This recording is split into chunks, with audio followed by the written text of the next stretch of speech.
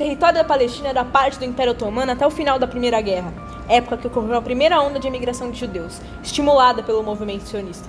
Após o desmantelamento do Império Turco, a região da Palestina passou a ser administrada pelo Reino Unido até o fim da Segunda Guerra Mundial, quando então a recém-criada Organização das Nações Unidas, mais conhecida como ONU, promoveu uma doação de parte daquele território para os judeus, o que desencadeou uma insatisfação no povo árabe que, por consequência, foram realocados de acordo com as novas fronteiras.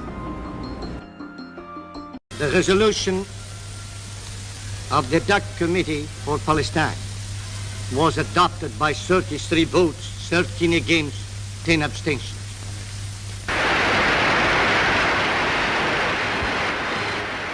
No entanto, outros conflitos contribuíram para essa hostilidade, como a Guerra dos 6 Dias, que foi um conflito travado por Israel contra Egito, Síria e Jordânia entre 5 e 10 de junho de 1967. A tensão entre palestinos e israelenses foi inicialmente aumentando entre as décadas de 1920 e 1940, até que na década de 40 as condições políticas para a fundação de Israel estavam consolidadas. O início se deu quando a Força Aérea Israelense iniciou a Operação Foco, a qual tinha o objetivo de neutralizar a Força Aérea Egípcia. O ataque foi realizado de surpresa, pegando a já enfraquecida Força Aérea Egípcia em defesa, resultando na destruição de 330 aeronaves na Guerra do Egito. Sírios e jordanianos tentaram intervir e também se tornaram alvos dos ataques aéreos israelenses.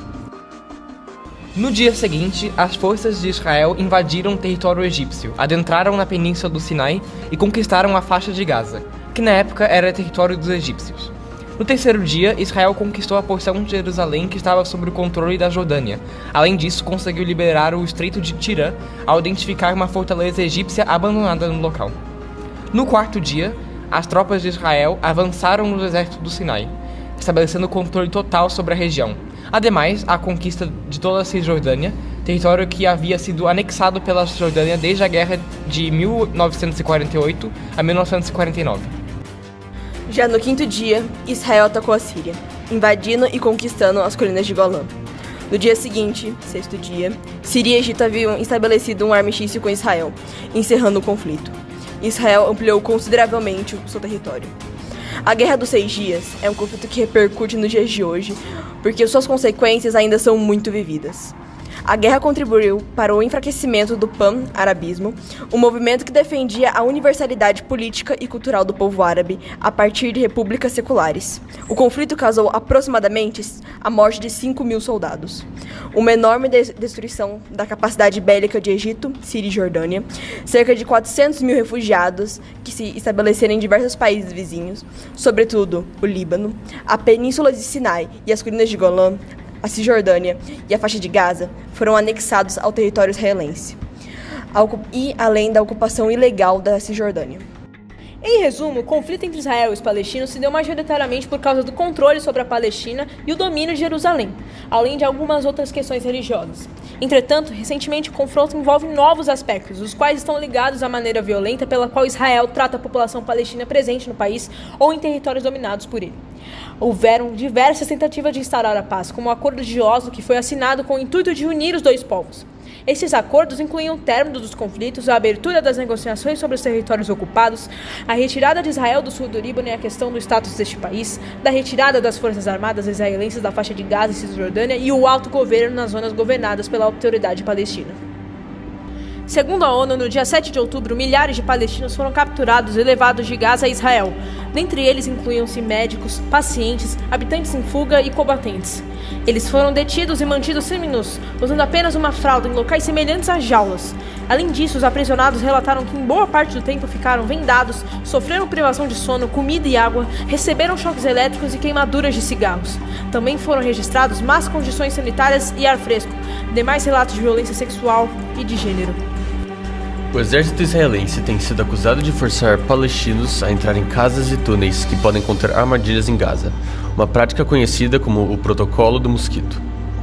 Um soldado das Forças de Defesa de Israel revelou que sua unidade mantinha prisioneiros palestinos com o propósito explícito de usá-los como escudos humanos antes de entrar em áreas potencialmente perigosas. Esse método, segundo o soldado, se tornou comum nas operações em Gaza, onde as tropas preferiam que os civis enfrentassem os ciscos ao invés de seus próprios soldados. 5 ex-detentos palestinos corroboraram as alegações do soldado, descrevendo como foram capturados e forçados a realizar tarefas de reconhecimento. Um dos ex-detentos, que passou 47 dias sob custódia, relatou que foi obrigado a usar um uniforme militar e filmar locais arriscados, enquanto o outro, de apenas 17 anos, foi levado para verificar se haviam minas em casas demolidas após ataques. Os testemunhos revelaram a pressão e o medo que esses civis enfrentaram durante as operações militares. A IDF, em resposta às acusações, afirmou que as diretrizes proíbem estritamente o uso de civis em operações militares. A Suprema Corte de Israel já declarou essa prática ilegal em 2005, chamando-a de cruel e bárbara. Apesar disso, o soldado que testemunhou a prática disse que, após deixar Gaza, soube que o uso de civis como escudos humanos havia sido retomado em sua unidade. As opiniões entre os cidadãos israelenses refletem uma gama complexa de sentimentos e experiências. Muitos israelenses, especialmente aqueles que vivem nas proximidades de Gaza, compartilham um senso de vulnerabilidade que vem de anos de ataques e alertas de sirene.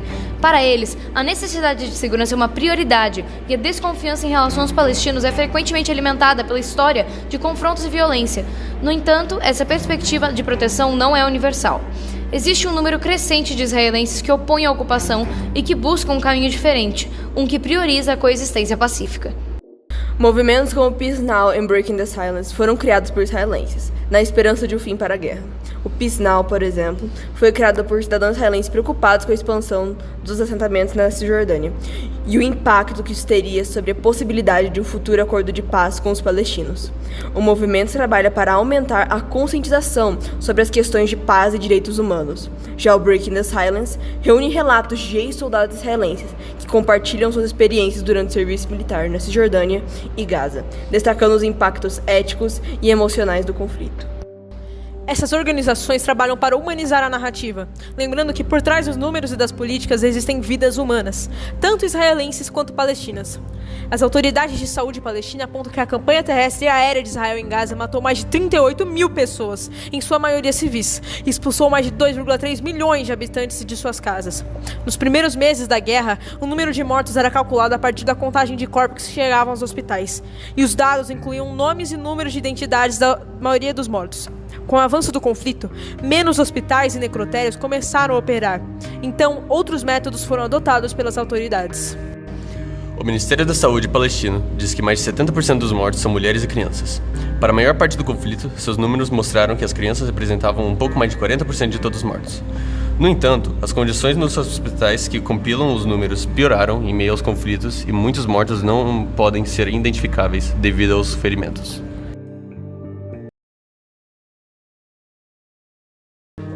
Depois de tantos pedidos de cessar-fogo, por que você acha que a guerra continua? Bom, eu acho que a guerra continua porque, infelizmente, tem muitos interesses envolvidos, principalmente interesses políticos, da parte de Israel mesmo, que é quem mais está promovendo a guerra, né? Quem mais está mantendo essa guerra, né? Ainda em ação, né? E o próprio governo israelense se interessa muito pela guerra, para poder se manter no poder, para poder manter o apoio da população. A população israelense também em grande parte apoia a guerra porque tem medo de ataques terroristas vindos dos palestinos, né? Se criou um pouco essa cultura do medo. Então acho que por causa desses interesses é que a guerra continua. Entendi. Você acredita que o conflito tem cunho de supremacia racial? Eu acho que ele tem, um pouco sim, tá? Mas eu começaria dizendo que é um conflito muito alimentado pela questão religiosa. Não é só religiosa, porque tem outros interesses envolvidos ali, tem a questão do petróleo, que não tem em Israel, mas tem petróleo no Oriente Médio, no resto do Oriente Médio, né? Então a Inglaterra, os Estados Unidos acabam se interessando muito por manter influência na região e por isso apoiam Israel, por exemplo, né? Tem a questão do interesse da indústria armamentista, tanto israelense como americana, como europeia, que sempre que tem uma guerra eles vendem muitos armamentos e isso dá lucro para eles, tá? Então sim, tem outros interesses envolvidos, porém o que move as pessoas para essa guerra é uma questão religiosa e eu acho que em grande parte também uma questão racial. E aí uma questão mesmo que infelizmente se reproduz em muitas situações do mundo, que é uma visão meio de supremacia, como você colocou, que é nós somos superiores a eles, né? E portanto eles são menos humanos que nós. Então, e essa lógica acaba sendo adotada por muitos grupos, infelizmente. Em 1986, Israel assinou um contrato com os Estados Unidos para pesquisar sistemas antibalísticos como parte de um projeto da Iniciativa de Defesa Estratégica. E, após 5 anos, os líderes israelenses aceleraram os esforços para desenvolver um sistema antimíssil mais amplamente utilizado no mundo, o Domo de Ferro. Em 2010, ele já havia passado com sucesso nos testes realizados pelo exército israelense. E, em 2011, foi usado em combate pela primeira vez, em um conflito entre Israel e um grupo islâmico libanês.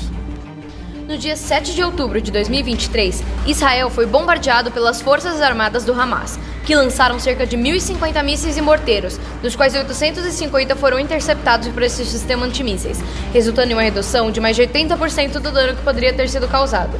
Essa redução só foi possível graças a essa parceria entre Israel e os Estados Unidos, algo que tem dado uma grande vantagem a Israel. Afinal, o projeto contou com um financiamento superior a 200 milhões de dólares, o que é equivalente a 1,06 bilhões de reais, vindo dos Estados Unidos.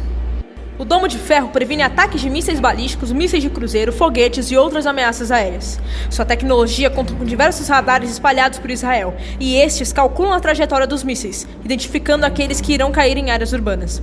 Para os mísseis que devem ser interceptados, são lançados interceptores verticalmente a partir de unidades móveis ou estacionárias, e eles então detonam os mísseis no ar. Mesmo que a tecnologia tenha gerado bons resultados até agora, alguns especialistas questionam a utilidade da cúpula de ferro a longo prazo no conflito palestino-israelense. Afinal, ela é considerada um recurso de curto prazo dentro de um conflito muito mais profundo. Esse tipo de tecnologia, embora traga uma proteção considerada suficiente, demonstra que o governo israelense ainda falha em desenvolver uma estratégia consistente o suficiente para neutralizar a ameaça do Hamas. Infelizmente, a guerra ainda está em progresso e ainda não há previsões para acordos de paz e o fim desse conflito. Em meio a tudo isso, ela deixa cicatrizes. Por trás de cada batalha, há vidas marcadas, famílias dilaceradas e sonhos interrompidos. Com o nosso projeto, buscamos conscientizar, alertar e mostrar para as pessoas o desenrolar da guerra, informando-as para que assim seja possível evitar fake news e mostrar de forma clara o desenvolvimento do conflito.